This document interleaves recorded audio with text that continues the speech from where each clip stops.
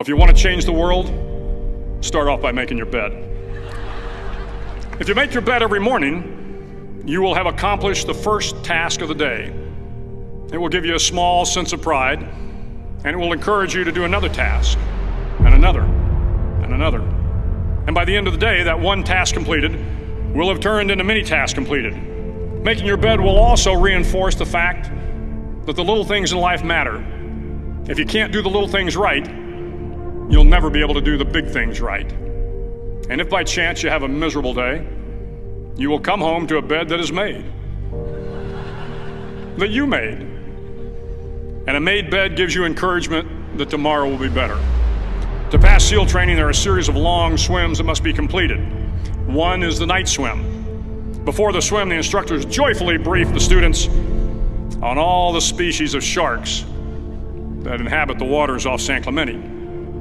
They assure you, however, that no student has ever been eaten by a shark, at least not that they can remember. But you are also taught that if a shark begins to circle your position, stand your ground. Do not swim away. Do not act afraid. And if the shark, hungry for a midnight snack, darts towards you, then summons up all your strength and punch him in the snout, and he will turn and swim away. There are a lot of sharks in the world. If you hope to complete the swim, you will have to deal with them. So if you want to change the world, don't back down from the sharks. Over a few weeks of difficult training, my SEAL class, which started with 150 men, was down to just 42. There were now 6 boat crews of 7 men each. I was in the boat with the tall guys, but the best boat crew we had was made up of the little guys, the Munchkin crew, we called them. No one was over 5'5". The Munchkin boat crew had 1 American Indian, 1 African American, 1 Polish American, 1 Greek American, 1 Italian American, and 2 tough kids from the Midwest. They out-paddled, outran, and outswam all the other boat crews. The big men in the other boat crews would always make good-natured fun of the tiny little flippers the Munchkins put on their tiny little feet prior to every swim. But somehow these little guys from every corner of the nation and the world always had the last laugh, swimming faster than everyone and reaching the shore long before the rest of us. SEAL training was a great equalizer. Nothing mattered but your will to succeed, not your color, not your ethnic background, not your education, not your social status. If you want to change the world, measure a person by the size of their heart, not by the size of their flippers. The 9th week of training is referred to as Hell Week. It is 6 days of no sleep, constant physical and mental harassment, and 1 special day at the Mud Flats. The Mud Flats are an area between San Diego and Tijuana where the water runs off and creates the Tijuana Sloughs, a swampy patch of terrain where the mud will engulf you.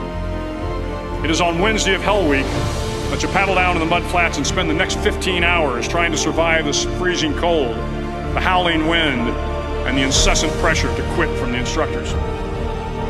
As the sun began to set that Wednesday evening, my training class, having committed some egregious infraction to the rules, was ordered into the mud. The mud consumed each man till there was nothing visible but our heads. The instructors told us we could leave the mud if only 5 men would quit. Only 5 men, just 5 men, and we could get out of the oppressive cold. Looking around the mud flat, it was apparent that some students were about to give up. It was still over 8 hours till the sun came up. 8 more hours of bone-chilling cold.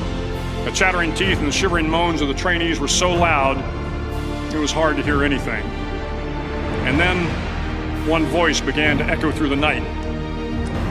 One voice raised in song. The song was terribly out of tune, but sung with great enthusiasm.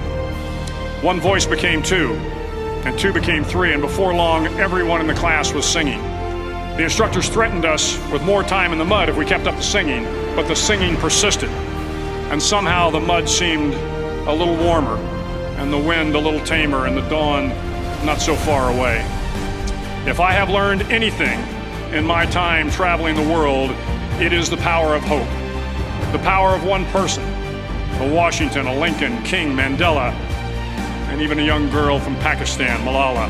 One person can change the world by giving people hope.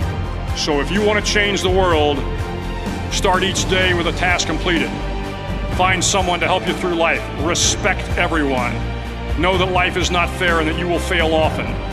But if you take some risks, step up when the times are the toughest, face down the bullies, lift up the downtrodden, and never ever give up. If you do these things, the next generation and the generations that follow will live in a world far better than the one we have today. And what started here will indeed have changed the world for the better.